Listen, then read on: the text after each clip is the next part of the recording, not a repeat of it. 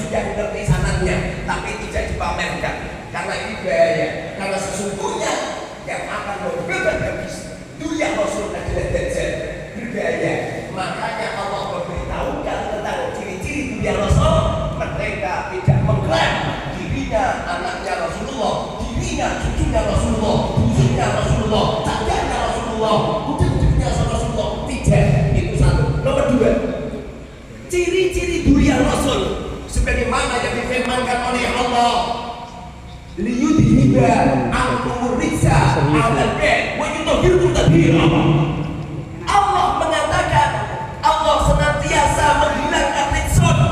Rijsun itu artinya omongan yang jelek, perbuatan yang jelek. Ciri-ciri dunia Rasul dijaga oleh Allah, pembicaraan yang jelek, akhlak yang jelek. Loh, ini ada orang ngaku-ngaku dunia Rasul, cocok-cocok.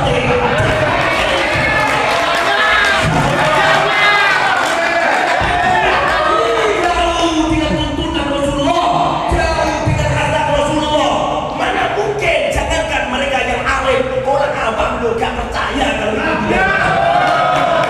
Makanya Allah mengatakan liyudhiba ankum rijsa 'alal bait wa yutahhirkum tathira.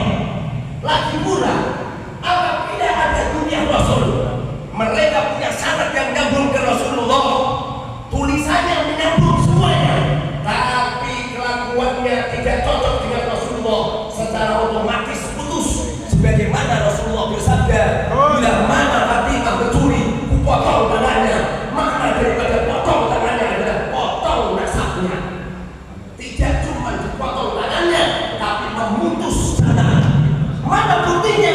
Allah Subhanahu wa ta'ala berfirman, qala ya nuhu innahu laisa min ahlik wa innahu amalun ghairu shalih. Allah berfirman di dalam Al-Quran, wahai Nuh, sesungguhnya Kan'an tidak keluargamu.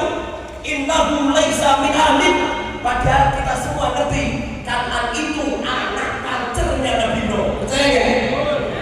Kan'an itu anak sendirinya Nabi Nuh. Allah mengatakan laisa min ahlik. Kan'an tidak keluargamu. Kenapa tidak keluargamu? Wa innahu amalun ghairu shalih. Sesungguhnya Kan'an itu amalnya tidak baik.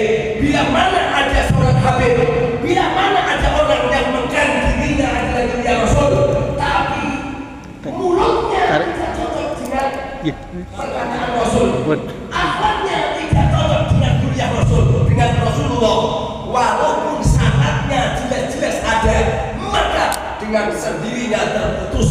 Banyak ulama-ulama yang mengomentari semacam ini, karena ilmu kami juga dari para ulama, bukan ngarang-ngarang sendiri. Saya sodorkan Quran, saya sodorkan hadis, masih kurang yakin, masih kurang percaya. Memang sekalian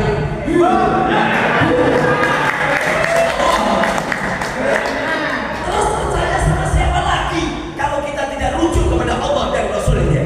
Semoga saja teman-teman yang dimuliakan oleh Allah Subhanahu wa ta'ala, kita kumpul bareng-bareng yang asli dalam rangka untuk mensejahterakan umat. Allahumma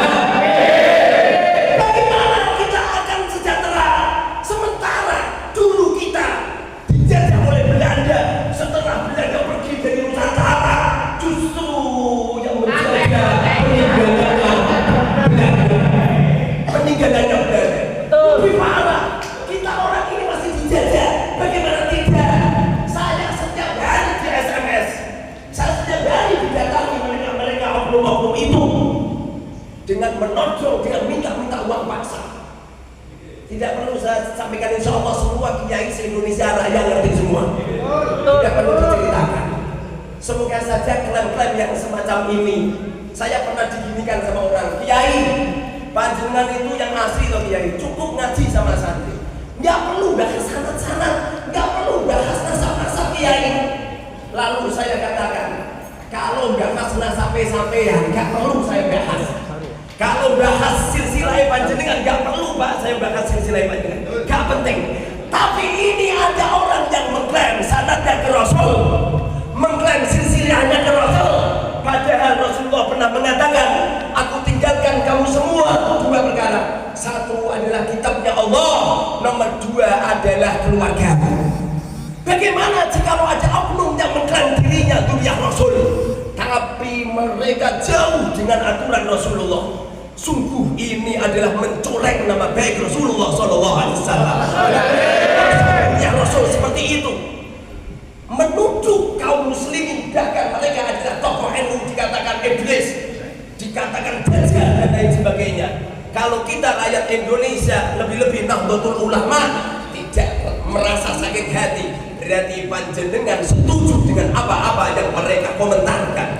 Semoga saja kita kumpul bersama menjadi sebuah kekuatan yang hebat untuk menciptakan Indonesia sejahtera, makmur, tidak terjajah. Amin ya Rabbal alamin.